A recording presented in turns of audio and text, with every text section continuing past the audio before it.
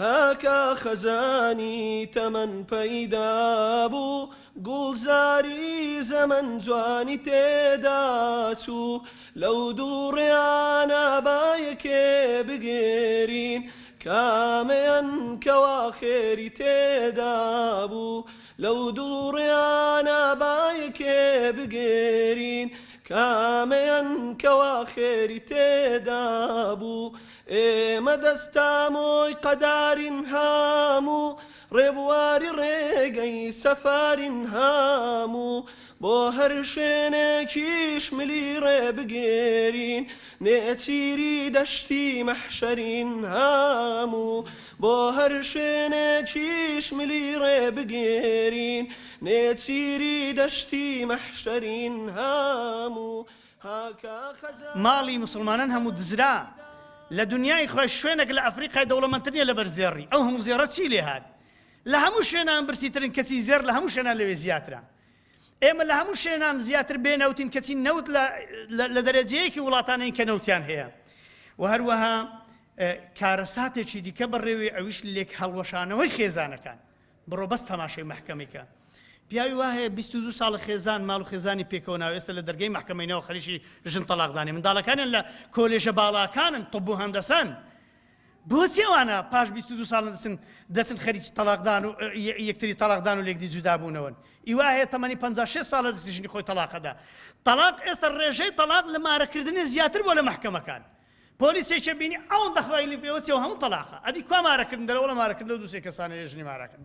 ئەو کارەساتێکی گەورەی هەڵوەشانەوەی ئەو خێزانانەی بناغی دینداری لە ناو خێزانی دروستە بێ ئەگەر خێزان نەما دینداری ناکرێت ئەتۆ نەچێ ماڵێ شوێنێک نەبی ئیسراحەتێدا بکەی نانی بخۆی قورئانە فەرمی لتەسكنوا إليها وجعل بينكم مودة ورحمة إن في ذلك لآيات لقوم يتفكرون ژن نەما خێزان نەما ئەگەر ژن نەبوو ماڵ نابێ منداڵ نابێ میوان نابێ سەکینەت نابێ دڵ ئارامی نابێ ئینسان بە دۆخێکیدا تێدەپەڕێ دەبێ ئەویش سەری خۆی هەڵگری و بڕوە لەو شوێنەی کەواتە ئەوش موسیبەتێکی دیکە موسیبەتێکی دیکە کاتێک ئەو خەڵکی بینی لە دینی خوای دوورەکەوێتەوە کوڕ هەتا بەیانەن خەریکی تەلەفۆنی کچ هەتا بەیانەن خەریکی تەلەفۆنی ژنی بە مێرد حاشە لە ڕووی ئەو خوشکە بەڕێزانەمان خەریکی تەلەفۆنە پیاوی بەژن خەریکی تەلەفۆن و تەلەفۆنکاری و نامە و نامەکاریە ئەو کارە ساتێکی زۆر گەورەی ئەوە کەوتوتە ناو ئەو میلەتەی یعنی یەکەم جار کە ئەو مێسنجەرە پەیدا بوو گوتنەوە فریە خەڵکێک بە فری لە خەتا گوتیان ئەمریکا ئەو مێسنجەرەی لە حیسابی خۆی کردوتە فریلەوە چەند دەوڵەتێکی فەقیر یعنی ئەوە هێندە بەڕەحمن ئەتۆ لێرە ڕحت بچێشی لەو لاش مێسنجەرت لۆ فری بکە ئەگە مەبەستیەوە نەبی عائیلەکان هەڵبوەشێنەوە خەڵک غەریب بۆ لە وڵاتی خۆی خەڵک لێرە هەستێکی خەڵکی ئێرە نییە خەڵکانێکی کە خەڵکی ئێرەن بڕۆ تەماشای مەطعەمی گەورە گەورە و زەخمداندان لێ دەپێچێ و خەڵکێکی غەریبە لە وڵاتان هاتوو لێرە مەطعەمی داناوە لێرە فندەقی داناوە لێرە بەنزیخانەی داناوە لێرە ئیشەکە ئەتۆ لێرە غەریبی دەبێ بچیشتی لەوی بکڕی ئەوەش کارەساتێکی دیکە و هەروەها تیجارەت لە دنیا لە عەلاقەی بگرە هەتا گەتە کانزا بە نرخەکان مس و سفر و ئەلمنیۆم و فلان و بێن هەمووی گران بووە هەموو شتیان گران کرد لەوەی ئەو میلەتە زۆر مەجبوری فرۆشتنی زۆر شتی بە بەها بێ لە لای خۆی لە پێناو پەیداکردنی پارەی وەک چۆن ئێستا لە سین کەسێکی دەبینی کە بۆ 17 ساڵ دەبێت دەربکرێ لە ماڵی کوڕیان کچی یەک منداڵیان ئەویش دەردەکرد لە ماڵ دەربڕ لە خۆت بەخێوکە دەبێ یان ئیبداعێکی بکە یان دەبێ هەموو تەنازولێکی بکەی لە ژیانی خۆت تا نانێکی پەیدا دەکەی بەس نانی بخۆی والعیاذ بالله کەرامەتی گەنجە کوڕ و کچەکانمان یعنی خەریکە کەرامەتیان دەبێتە شتێکی حاشا یعنی هەرزان لەسەر تەلەڤیزیۆنەکان ئەو هەموو ئافرەتە دێ بە کوردی قسەیەکە قسەی بێسەروبەرەکە ئەو کوڕانە قساکەن دژمناتی دینی خوای گەوراکەن یعنی شەرەف و کەرامەت خەریکە و وردە هەرزانە بێ لە پێشچاوی خەڵکی والعیاذ بالله و هەروەها سزنەکان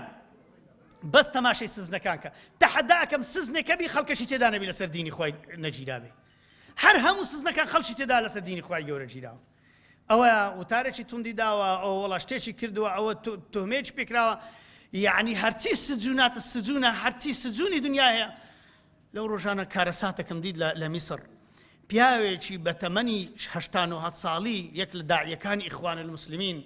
هەرچی حەبوو دەرمانە لێیان سەندووە کابرایەکە ناتوانی قسان بکە بە سزمانی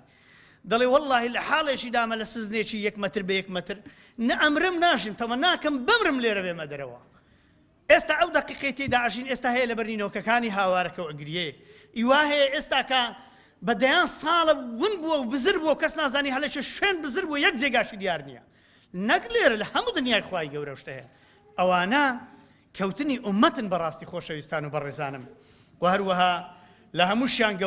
گەورەترین سجن گەورەترین ئەسیر بەیت المەقدیسە بەیت المقدس قودس لە دەستی جوولەکەی گەورەترین سزنی مسلمانانە لە ڕوحمان و لە گیانمان و لە عائیلەمان و لە وڵاتمان و لە هەموو دنیامان خۆشتر دەیە بەیت المقدس یەکەم قیبلەی مسلمانانە